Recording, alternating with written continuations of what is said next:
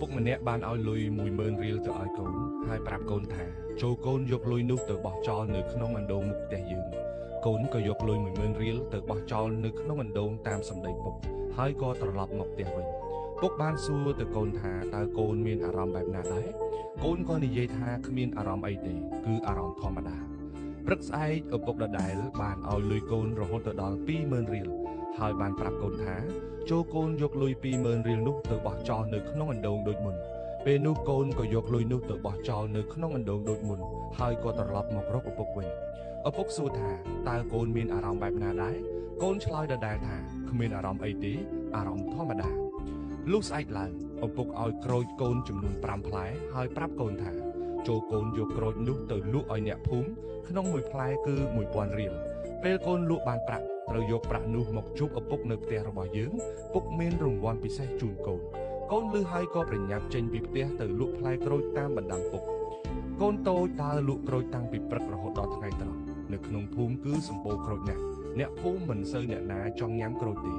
កូនតូចដើរលក់តាំងពីព្រឹករហូតដល់ថ្ងៃក្តៅខ្លាំងទីបំផុតគេក៏លក់បានប្រាក់ចំនួន5000រៀលក្មេងតូចអស់ណាស់ក៏ត្រឡប់មកផ្ទះវិញដើម្បីជួបឪពុករបស់គេ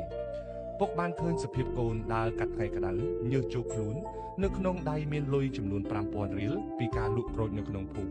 ពេលនោះពុកបានប្រាប់ទៅកូនវិញថាចូលកូនយកលុយ5000រៀលទៅបោះចោលនៅក្នុងអណ្ដូងដូចមុនកូនតូចក៏យកលុយនោះទៅបោះចោលនៅក្នុងអណ្ដូងដូចមុនហើយត្រឡប់មកជួបឪពុកវិញពេលនោះកូនតូចស្រាប់តែយំតែម្ដង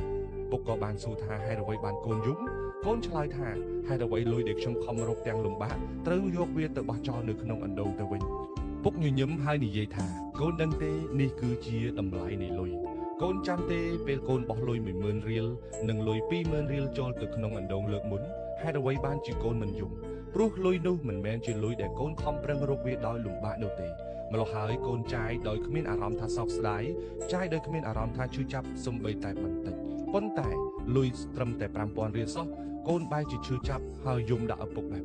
នេះហើយជាតម្លៃនៃលុយនិងការខិតខំប្រឹងប្រែងរកលុយនៅក្នុងសង្គមរបស់យើងឪពុកបានប្រដៅកូនថាកូនដឹងទេមនុស្សដែលយល់ពីតម្លៃនៃការលំបាកទើបយល់ពីតម្លៃនៃលុយដែលខ្លួនឯងខំរកបានកូនត្រូវចាំថាលុយដែលកូនរកបានគឺត្រូវយកជីវិតយកពេលវេលាយកការលំបាកទៅបដូរពេលកូនចាយសូមគិតដល់គ្រាដែលកូនរកផងកូនត្រូវចាំថាទ្រព្យគេទ្រព្យយើងសុទ្ធតែមានតម្លៃកូនកុំបំពានទ្រព្យអ្នកដទៃដើម្បីសោយសុខមនុស្សបែបនេះរស់នៅគ្មានគុណធម៌ទេ